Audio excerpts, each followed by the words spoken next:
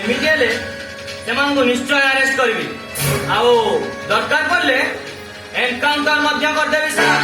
Good, very good. ହଁ ଶୁଣ, ଯଦି ଆମ ଷ୍ଟାଫ ମାନଙ୍କ ଭିତରୁ ତାଙ୍କ ମାନଙ୍କ ସହିତ କିଏ ହାତ ମିଶେଇଛି ସେମାନଙ୍କୁ ମୁଁ ସସ୍ପେଣ୍ଡ କରିବା ପାଇଁ ପଛାଇବିନି। Okay sir. ନମସ୍କାର। ଆପଣ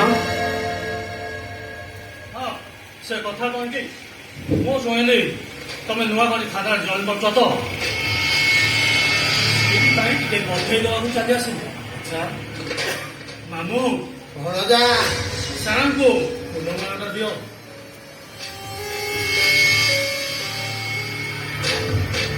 ନମସ୍କାର।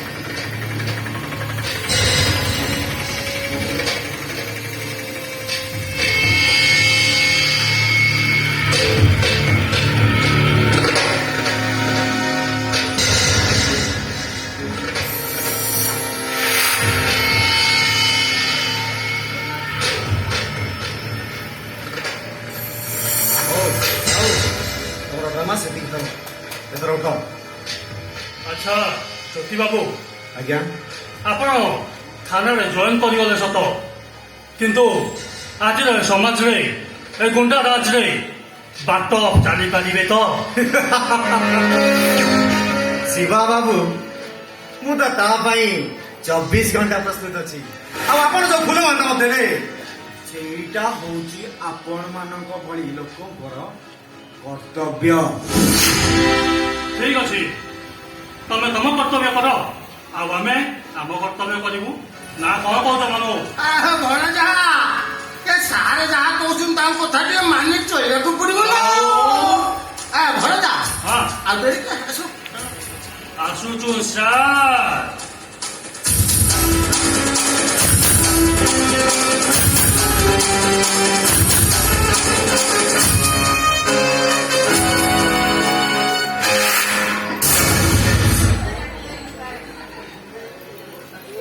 ମତେ ଲାଗୁଛି ଏମାନେ ନିଶ୍ଚୟ ସେଇ ଗୋଳା ବନ୍ଧୁକ କାରବାରରେ ଲିପ୍ତ ଥିଲେ।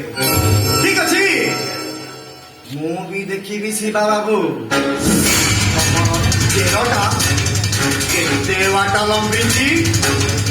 ଯେତେବେଳେ ତମମାନଙ୍କୁ ଜେଲରେ ପୁରେଇ ଚକି ପେଲେଇବି ସେତେବେଳେ ଭାବିବ ଏଇଟା ମୋ ଭାଗ୍ୟର ଦୋଷ ନା ମୋ କର୍ମର ଦୋଷ।